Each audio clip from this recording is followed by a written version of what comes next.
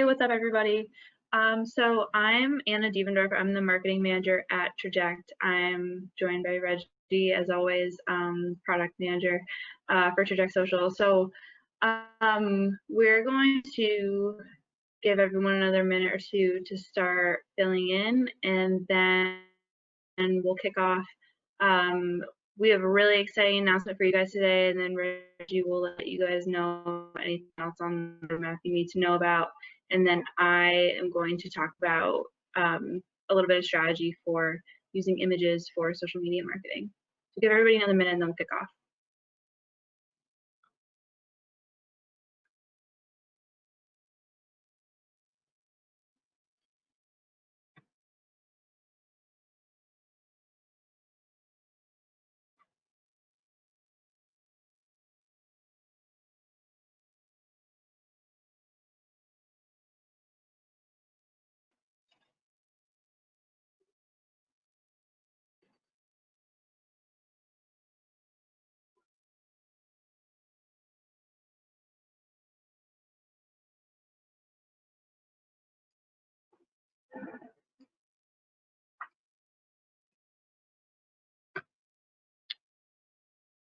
Okay, so I'm going to pass it over to Reggie. I know he has some really exciting big news for you guys today to start this month's office hours, and we'll let you know what's going on the product side. Awesome. Go ahead and share my screen with you guys. Let me know if you can see. Oh, there we go. All right, everybody. So as Anna said, I'm Reggie. I'm the product manager here at Traject Social, and we're super excited. We have some awesome news for you guys today. I know that Anna has a lot of really good strategy lined up around content and media and all. So we're really excited because it kind of ties in nicely to some of the stuff that we talked about last week, or rather last month, and that is Canva. I know there was a lot of you guys in the comments and the chats that were super pumped for this new feature. And if you haven't seen the email just yet or the blog post, this feature is now live. So we're super excited. This new feature will allow you to take advantage of your Canva account if you don't have one. You can definitely sign up. It's free, and it'll allow you to create awesome graphics for your social media posts right in the Traject Social dashboard. You don't have to exit. You don't have to open a new tab or a new window and then download images and then re-upload them into us and into our platform. It's all built in. You click on that Design with Canva button that we're showing right here on the screen, and it'll give you a couple of different options to get you started. You kind of just select what dimension you want to start your design with, and we've created a couple of presets in there that should get you started, whether you're trying to create an image that'll work for all different networks, or if you're trying to create one very specific to maybe an Instagram story post or a longer Pinterest sort of design. Once you click on any of those presets, it'll open up the Canva designer. Now, if you're not logged into Canva, it'll probably prompt you first to log in. And again, like I said before, it is free. So if you don't have an account, don't worry. You go ahead and create an account with Canva. They do have some paid accounts that you can get into if that's what you're looking for. But for the basic setup for creating your own designs, uploading your own image, making everything look sweet, completely free. So you'll see this new screen when you click on that. And on the left sidebar here, we have templates. So you can search from templates, different types of categories. You can drag and drop them. And then you can customize all the text in there, all the graphics, the vectors. You can swap them out however you'd like. So they've got thousands upon thousands of awesome templates. If you subscribe to any of the Canva Pro or any of their paid accounts, you'll also notice that any of the premium templates will be available for free for you here. So you won't have to pay for any of their premium templates. And like I said, they've got tons of templates for free. And if you guys are looking for premium ones, you don't have an account with them, that's totally fine. You can select a premium template and they'll tell you what the charge would be there from the Canva end. And as you can see on the sidebar there, right, we've got the upload function. So if you've got your own image you want to start a design with, you can go with there. If you've already created designs in the past, right, you've already used Canva in the past, you've got designs you want to take advantage of, there's the little folders icon there on the bottom, as well as the more button. That little menu will actually allow you to go back into your historical designs, pull it in, and start creating either a new one or just tweak it for the post that you're working on. And then as soon as you click on that publish button there on the top or right hand side, you'll be good to go. At that point, it'll get attached to the post that you're working on. And there it is on that slide. And that little edit icon that you might be familiar with already, you can click on that. It'll reopen Canva right where you left off, and you'll be able to continue tweaking that design. So that's kind of the beauty of this integration as well. If you go ahead and schedule this post, and then someone from your team realizes that, hey, there's a typo, we messed up on the spelling in there, you can go right back into the media library, find that Canva post in the media library, click on edit, it'll take you right where you left off. It's not a flattened image. You'll actually have all the layers available with Canva, so you can tweak that, modify it, and once you publish it, we'll update those posts automatically for you. So we're super excited. I know that we already had a couple of people who jumped in today and were sending us some feedback that are super excited with this feature. It does open up the opportunity for you to create some nicer graphics, right? Use some templates, take advantage of templates from Canva, and just kind of up your design game for your social media posts. And you don't have to be a Photoshop professional.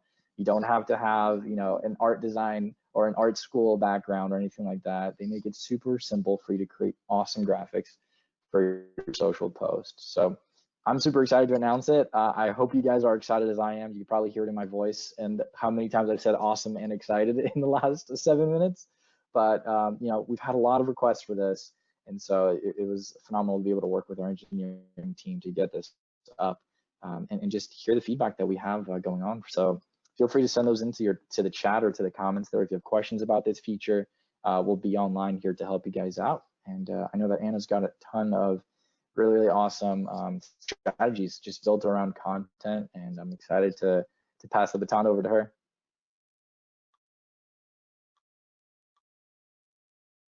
All right, Anna, you should have screen sharing functionality there. Let me know if you have any issues. Awesome, thanks Reggie. So that was a lot more of the tactical side of how you would go in and actually create these images in Canva through Traject Social. But I'm going to go through a little bit more of the strategy in creating these images and what you even want to be creating and some best practices as you go through it. So just to start us off on why we would even want to be doing this in the first place, I have a couple of facts on here about why images are so valuable to your strategy, which are that it takes the brain 1/10 of a second to interpret an image, but almost a full minute to read 200 words, which is, a paragraph or two of text. And then we also have the images earn 2.3 times more engagement on Facebook than plain text posts, and tweets with images get 150% more engagement.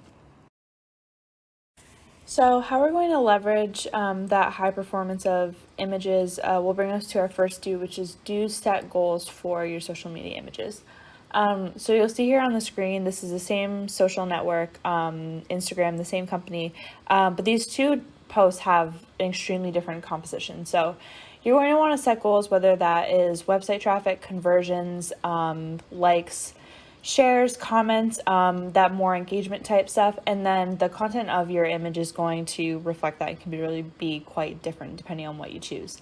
So the first one is very text-based, it's very informational, so that's probably something that will be more web traffic based and more conversions to let them know that there's a sale, you want them to take action.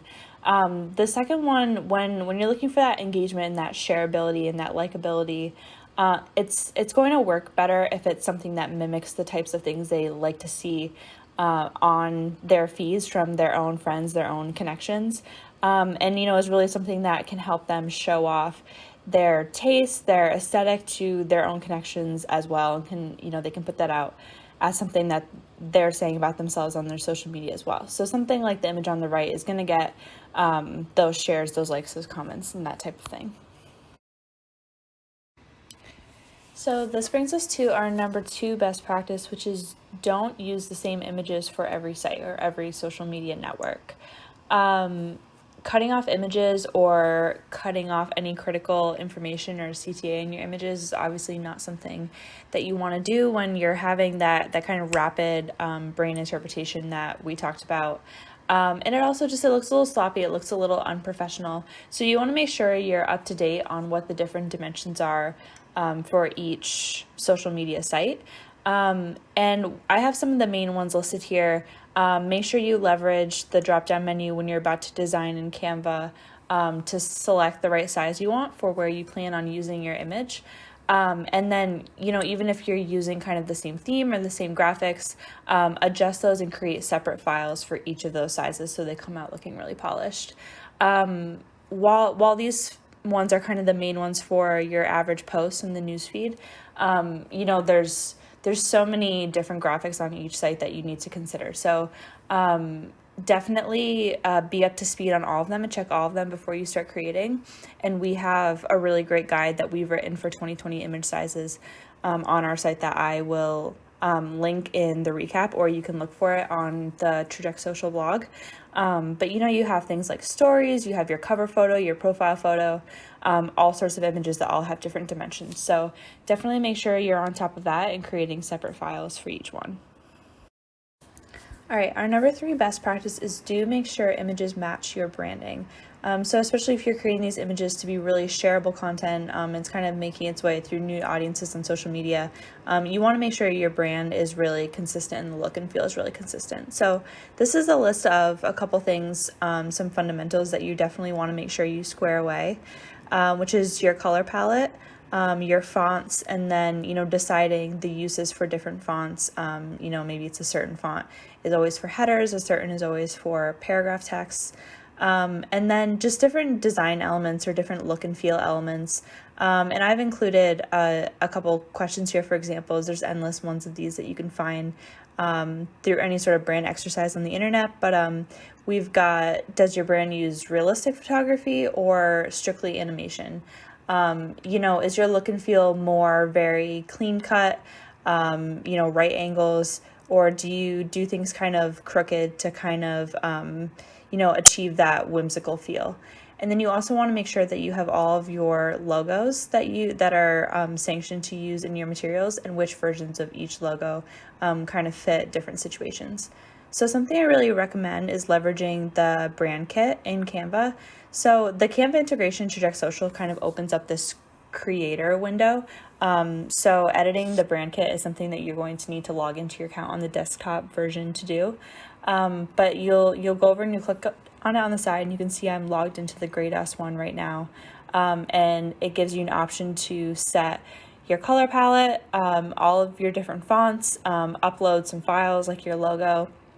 And then that's a really easy way to be able to leverage those really nicely done templates that Canva provides for you, but just really quickly and efficiently make it your own by then choosing your color palette from the brand kit and having all of those colors populate into the template that Canva's already created for you. So to this end of having that really consistent, polished, button-up brand out there across all of your images that are across social media, I wanted to share a potentially creative idea that you can borrow. That's something that we use Canva for at Traject, which is creating images for all of our content promotion. So this is something really simple. We do it so that when we share the blogs, the featured image doesn't really get lost in that sea of really similar stock photos. But you can see that it's a very easy, repeatable process that's very heavily branded and very recognizable. So we just have the background image, we have the grayed out graphic with the blog title, and then maybe a logo or the colors where they fit. So feel free to borrow that idea, or borrow any sort of idea where you can kind of have these repeatable branded things where you leverage the elements in your brand kit to kind of build up that consistency in all of your images. Number 4 on our list of do's and don'ts is going to be do include a clear call to action. So this should be abundantly clear to anyone who looks at your image within the first couple seconds, and you should really only pick one CTA. But on social media, you do have the advantage of not needing to put the CTA directly in the image that you're creating, because you have the image attachment and the accompanying text or caption. So if you don't want to put your CTA written out directly in your image, and you just want to use your image for evoking the ethos of your campaign, or about setting the stage for whatever your CTA is going to be, that's totally acceptable, and then the CTA can be in the text of the caption. But you just need to make sure that you pick one, and that the direction of your graphic, fits with the CTA that you've chosen.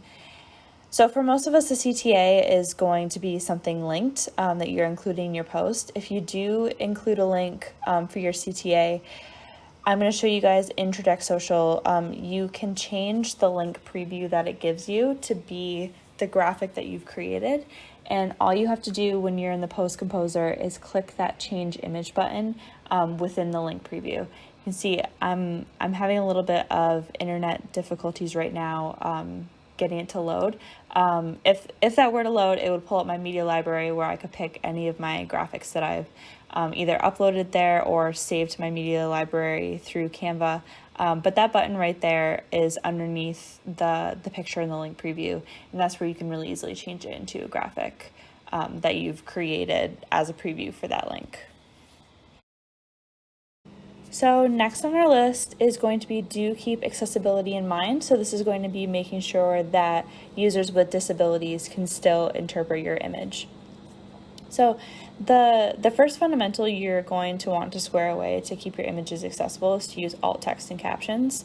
You've probably seen natively on different social networks, there's an option to include alt text, or maybe it's in the settings. But if you're creating posts in Traject Social will actually prompt you once you attach any piece of media as you're kind of going through those steps as you schedule the post. One of those prompts will be to add a caption. I really recommend that you use that and just include a short little sentence of what the user can expect to interpret from that image before you schedule the post. The next thing that you're going to want to make sure of is that your color contrast is sufficient. So any words or elements that are relevant stand out against their background enough to be interpreted by people with lowered vision. So the WCAG standards, which are kind of the web accessibility industry standards, dictate a 3-to-1 ratio, but that does not apply to things that are purely for decoration. So if you still want to have light colors in your color palette, that's totally fine. They just can't be used as the ones that convey important aspects of the image. And then kind of in that same vein, you never really want to rely on color alone to convey meaning. So, look for things besides colors, like maybe really distinct shapes or different types of graphs where you don't need to be able to see the different colors very well to know the meaning that's trying to get across. If you do use things that rely heavily on color, like maybe you're using a pie chart, make sure you label that stuff with text that can be easily read or included in your caption that doesn't leave the user to rely on interpreting that color alone to know the point that you're trying to get across.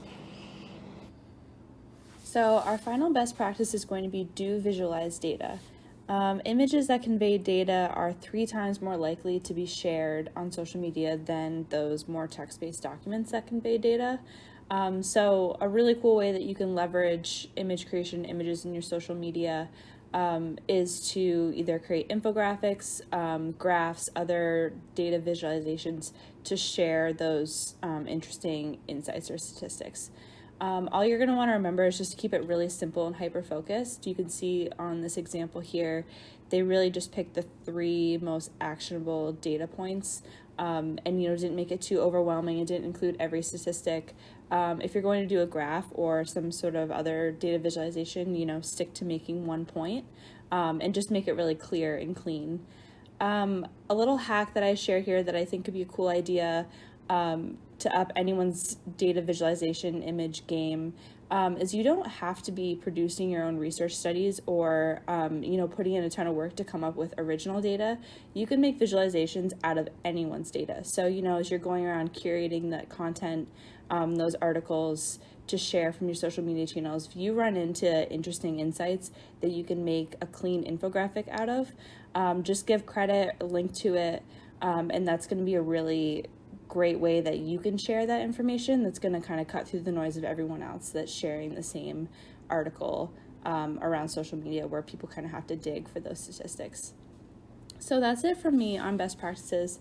We'll open it up to questions now or any sort of things you guys want to know about what Reggie took us through and how to use the tool or any of the best practices that we talked about.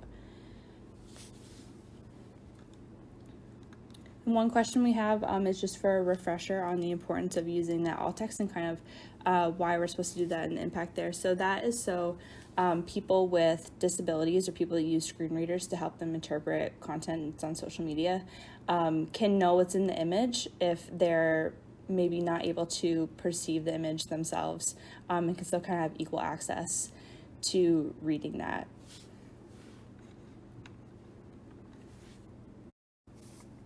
And also, you know, we like to do things because it's the right thing to do, but it is the law as well, so it would, you know, it would behoove everyone to be ADA compliant, and adding alt text and captions is a really quick and easy way to do that. I'm seeing a lot of people. Unfortunately, we're having some technical difficulties with me.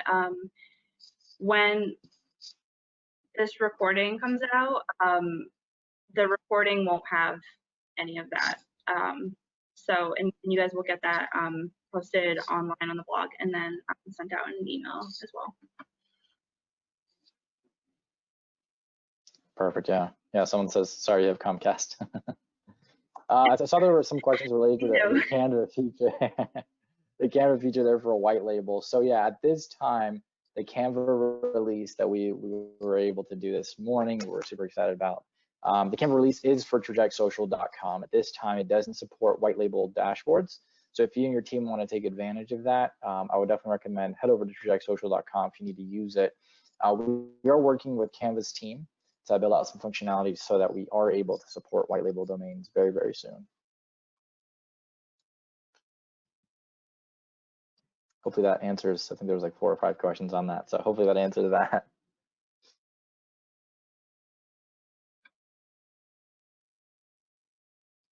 So this is a really great question. It seems like when you change the image for a link, it doesn't maintain its size. It's a little bit cut off.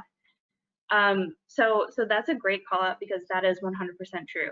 And yeah, there's a lot of guides out there for image sizes that say these dimensions for an image post, but these dimensions for an image link post, because it does add that little link preview. So those are going to be different dimensions. We have that on our guide to image sizes, and I will link that in the recap for sure. If I can find it quickly enough while we're still going through these questions, I'll link it.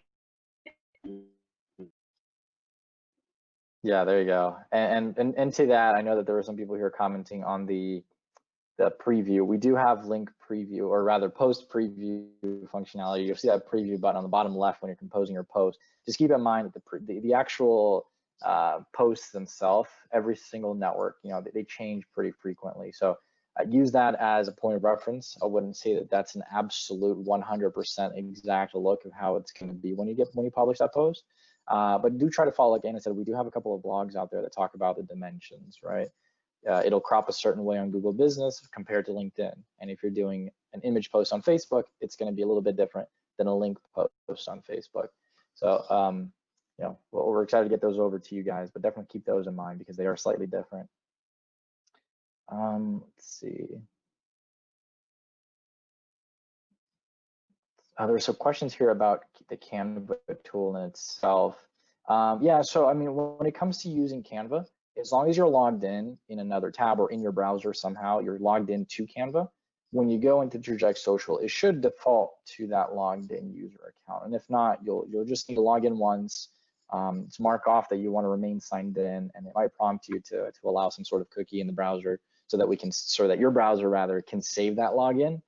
So you don't have to log into Canva every time you click on Design with Canva in Traject Social. So that should make it easier. You do it once and you shouldn't have to do it next time.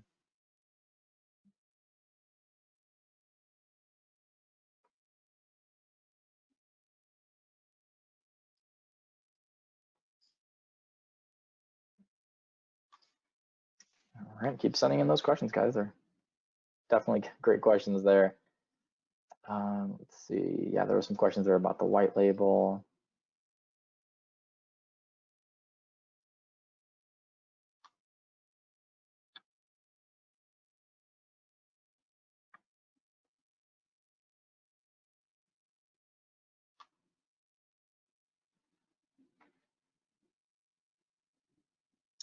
All right, there's some questions here. Are any updates on multi-image uploads for a single post? So Pam, I know that you brought that up either last session or the session before that.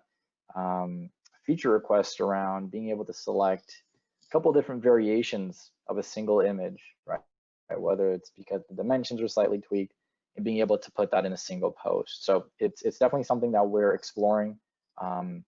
You know, our engineers and I, we've had conversations about where that would be on the roadmap, you know, the actual technical aspects of developing that sort of feature, but it is something that is on our radar. We're actively looking into that, having conversations around it. For right now, the way to go about it, if you want to make sure that these images are specific to the network, is that you will have to go in and create a separate post there. What I will say is using that Canva button that we were discussing, the very first time that you click on it, you're going to see an option that says fits all. And so we've gone back and forth, we've tried a couple of different variations, and those dimensions under the fits all is going to be a great, it's going to be great for if you're trying to do just a regular image post that's going to be going out over to LinkedIn, to Google My Business, to Facebook, to Instagram, to Twitter. It'll fit all of those, and it'll make sure that it doesn't crop or add the gray bars on Google Business or on LinkedIn. So that one will work well. But again, keep an eye out on that blog that Anna's going to send over to you. That does have the other different ones for like a link post, right? Link posts are slightly different in their aspect ratio.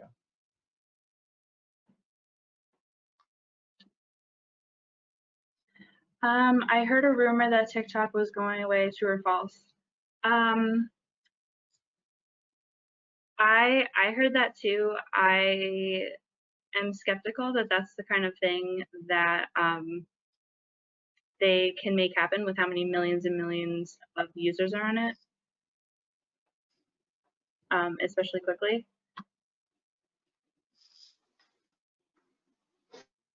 Yeah, I don't know. on my end, I don't know that I've heard that specifically, but kind of just goes back to like they're backed, they've got funding, they've got the user base. I would take that with a grain of salt, and just keep an eye out on their growth, definitely. Yeah. I think with new things like TikTok, there can kind of be that fear factor and that little bit of uncertainty. But I mean, Facebook, Facebook has issues with things, and they've had issues where they had a thing where people were, it turned on their camera and was recording literal people's living rooms while they were using Facebook and things like that. So these platforms have their issues with security, but they never seem to kind of go away. Yeah, and I think just on the developer side, like obviously we're subscribed to a lot of these TikTok API updates and stuff that are getting sent through on the ads portion and the partner portion, and there's almost 3-4 times a week updates happening to their API. So they're actively improving their platform. That's definitely something that I would say, at least from, like I said, getting those notifications and reviewing the API changes that are happening 2-3 times a week. Yeah.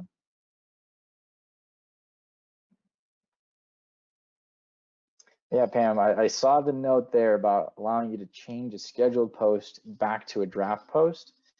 That's a great point. I know that historically, right, with Traject Social, you have a draft, and when you're ultimately ready to schedule that, you would select the date and time and click on schedule.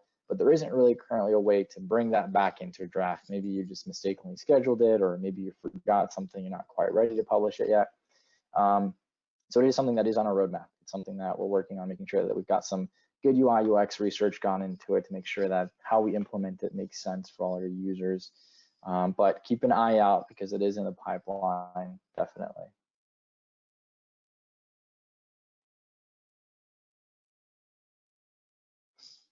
Yeah, thanks, man. Keep sending all those feature requests. I'm telling you guys, whether that's through CS, through our support team by sending in a ticket, or here on the webinar, it's very, very important for us to understand where you guys are coming from, right? So explaining to us what feature you're looking for, but also the context of it. And Pam, I know that you've done an awesome job of always giving us some context of what you're trying to achieve. And I think that kind of gives us two ways, I think, for the support team. It gives them the opportunity to not just understand how they want to phrase and pitch, that feature request over to us in product, but also gives them the opportunity to say, hey, it's not quite ready yet. It'll be on the roadmap, but here's a workaround that might help you. And so, any context you guys can give us when you're giving us those feature requests are super helpful.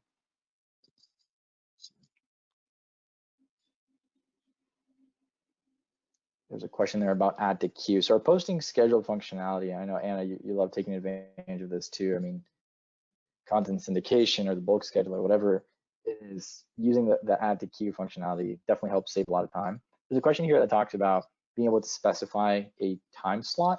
So the way that the posting schedule and the queue functionality works is that, you'll specify 2 or 3 times a day, for example, 4 days a week. And when you click add to queue, it'll just find the next empty slot. So if that next empty slot is tomorrow at 2 p.m., it'll automatically add that there. There isn't currently a way for you to specify, hey, I want to add it to the posting queue, but I want it to be next week and skip all of the slots for this week. It's going to go in order with the queue functionality. But it's definitely something valid, I think, in order for, if you want to send that in to support, or, I can make a note here for the add to queue functionality as a feature request for you to specify posting schedule time slots. Obviously we can continue having that conversation around that. And Michelle, if you don't mind me kind of just pushing back and asking some questions on that, what about the post later, right? Would that be something that just wouldn't make too much sense to use around that? I mean, if we're trying to choose something into the future, next week or the following week, I'm just trying to understand a little bit about the add to queue versus using a post later sort of workflow instead. But send those in. Like I said, we'll make some notes about feature requests here. And just like Pam's feature requests, we get enough requests that come in around that. We'll definitely make sure to get something like that up on the roadmap for us. Something that I am a really big advocate for in a situation like that is where, so say you have your posting schedule and you're like, well, I just posted a news article, so I don't want the news article to go in the next slot in the queue. I want it to go in the next slot in the queue. To have something different, I would really recommend creating different posting schedules that they can overlap with each other, but create different schedules for different types of content, and that will help keep things really clean. Will help you be able to queue up things really easily, and, the split up in the cadence that you want.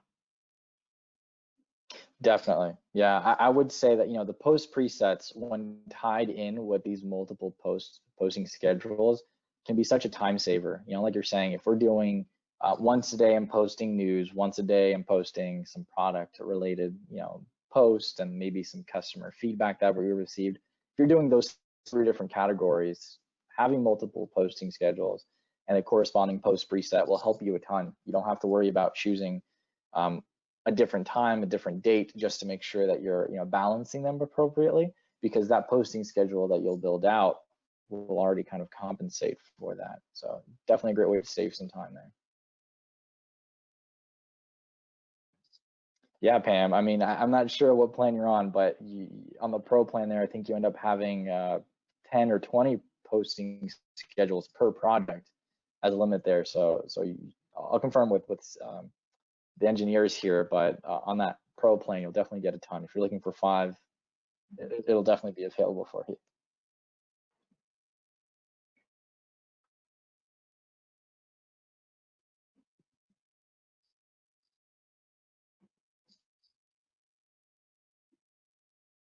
Yeah, like on Traject social accounts I use, I have a posting schedule for blogs on Twitter, blogs on Facebook. I have a third posting schedule for curated content on Twitter, fourth one for curated content on LinkedIn, like everything. So everything is super clean and things only go out at the cadence I want. So the Twitter posting schedules all have tons of time slots, and the Facebook ones, maybe have 2 or so a day. So I'm a huge advocate for that. It can be kind of hard to go through the effort of going through and creating them all, for sure. But if you're able to get on that plan that lets you a bunch of them, that could be a really easy way to queue things for still have posts go out in the meantime. Definitely. I mean, even on our advanced plan, I think we have like 3 posting schedules per per project. So even at that point, I think is very fantastic to be able to have your different strategies on different categories of posts and specify the days and times and all.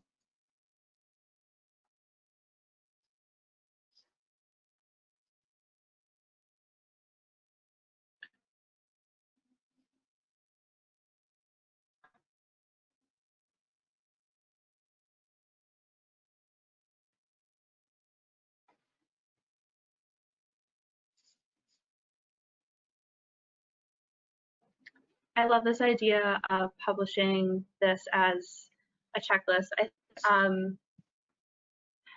Going through, and I'm trying to remember which office hours we did content syndication, but I know I talked about setting up posting schedules and then leveraging that for syndication and evergreen content in a past office hours. So the recap could be a really great starting point for that. And now that I'm mentioning it in the recording, I can link it in this recap.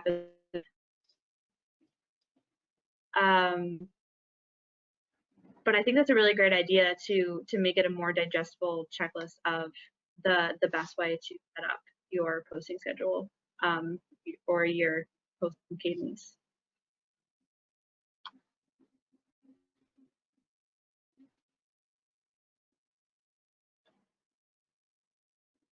Heather, I hear you. I think, you know, the context of what you're talking about with the posting queue, definitely something that we'll take back and have that conversation with the rest of the product team, but also have that conversation with CS to kind of compare with some of the other requests that we've gotten around the posting queue. So we really appreciate all the context that you've given us on that feature request. We'll make sure to dig more into that, but also try to see what that would look like on our existing roadmap as well.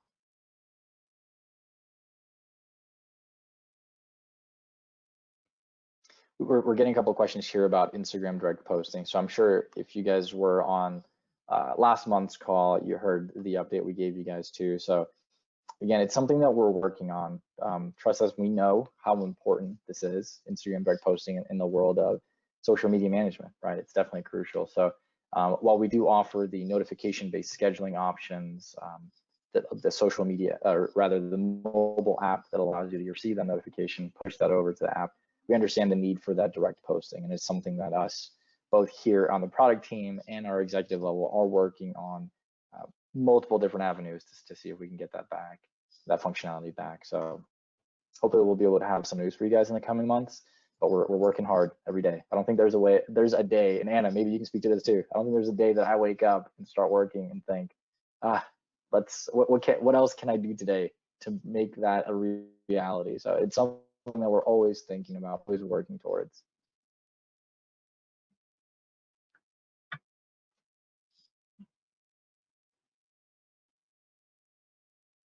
Oh, it looks like Pam, you tried Canva, and oh, that's awesome. I know. So Pam brings up an interesting point there, and I'm sorry, I'm really sorry, Pam. I wish I could change that. So if you've got a pro account with Canva, they have awesome features, like tons of different things that you can do. When it comes to when Canva allows any third-party tools like us to integrate using their Canva button API, it really limits what someone is able to do. So the benefits of if you have a pro plan is you'll already have your folders lined up in there, which is awesome. You should already have access to things like your brand kit. And then if you're on the pro plan, I think you should also have access to the royalty-free images. You won't have to pay for any of those royalty-free images. They'll be included in your plan. But there are basically all of the other features on the pro plan are not accessible when using Canva through an integration like ours or any other integrations that you might use Canva outside of canva.com. So it is something that the Canva team is aware of. They put it on their FAQs. They're aware of this kind of limitation to the functionality when people like us are trying to integrate, and it's something that they're working on. So hopefully over time, they'll have more features, more functionality with this integration as well.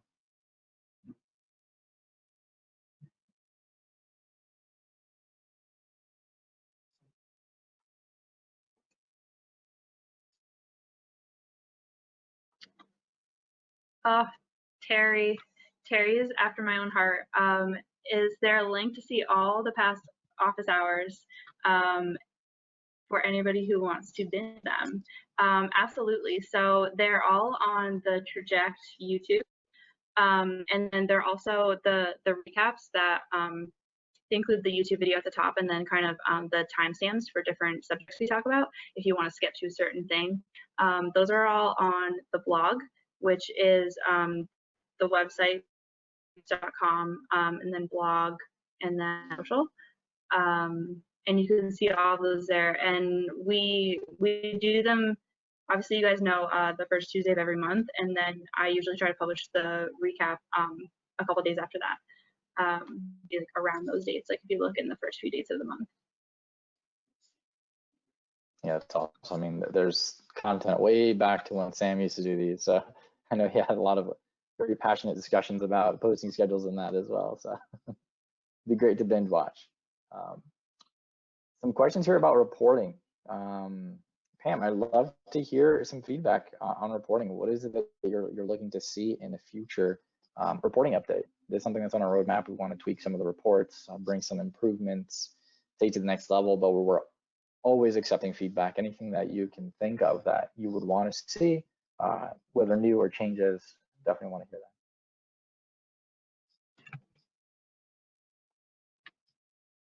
that. Hey Terry, so I think what Anna said is that she'll try to link those back in either the email, or we can send that over to you in a sec. The list of the previous office hours. Do I have a link for that, Anna, or do we have to kind of just go back through the on the YouTube? Yeah, so I'm finding the link to our YouTube channel now. And then I will also link the Traject Social blog. And then you'll just have to, you can either search office hours in the blog, or you can find it in the first week of every month. There's a little recap there with stamps.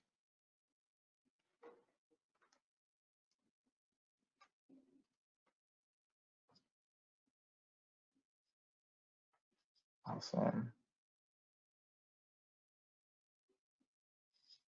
Thanks for that, Pam. Pam, give us some more description there of what she'd like to see on reporting updates with the templates, right? So this is awesome. This is awesome. And I know as we kind of get closer to the timeline for us to start developing the additional updates for reporting, we'll be reaching out to do some one-on-ones just to hear from you guys as far as, you know, how have you used the reporting so far, so we can continue to find ways to bring improvements to that. So just keep an eye out. We'll probably end up sending out some in-app notifications for you guys to register to one-on-one calls with myself. And so if you see that pop up, book a time. I really love those sessions. They're usually 15 to 30 minute long, but I love those sessions because, you know, I just get to have that more personal conversation with you guys around the use case, right? What brought you to Traject Social? How are you using reports? And all of those really kind of lead to more brainstorming sessions with myself and the product team on how we can make improvements to all these different features like reporting, or, you know, the Canva feature that was pretty much brought up out of that a couple of months back. Yeah.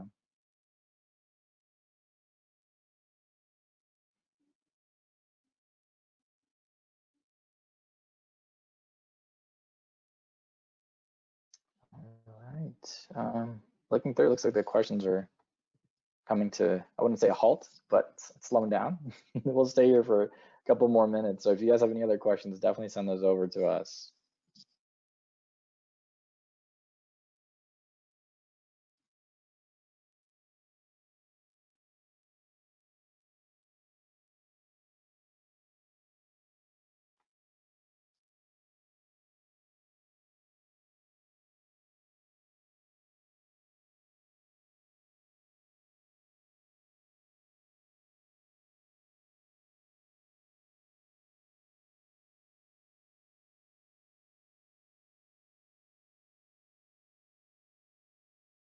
All right, Anna, anything you'd like to add? I think we've gone through all of, if not most of these questions here.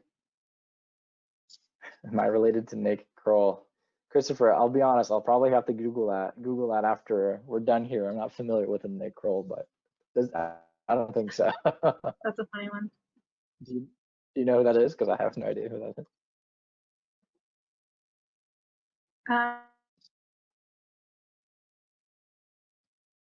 talking about. I really apologize for all the internet problems that I'm having to. You guys asked for references to a lot of really great things that I will be more than happy to link to in the recap. I think they're really relevant to kind of all play into the strategy that we're talking about today with images.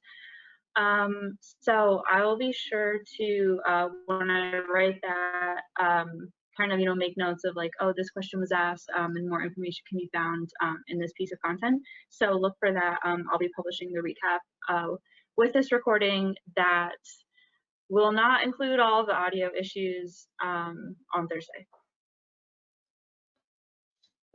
Awesome. There you go.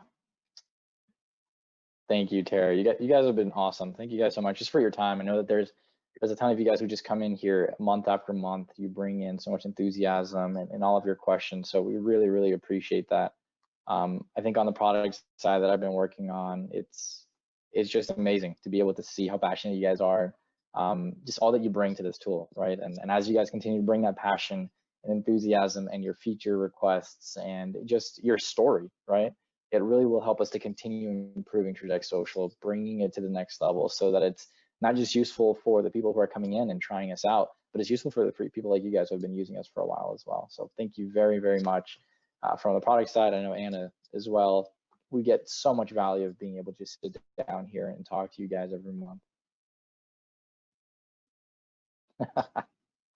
Yeah, I kind of feel like we're a little bit of some co-op vibes. I feel like because we really get so many feature ideas and content ideas from listening to you guys and kind of learning new context and how different people use it. So not quite REI, but maybe a little bit of a co-op vibe. There you go. We're all working together.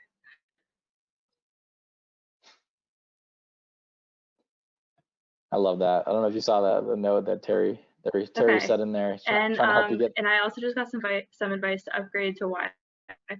So I'm going to go do that. Thank you guys so much for all of your input, and look for the recap for sure. Alrighty, bye everybody.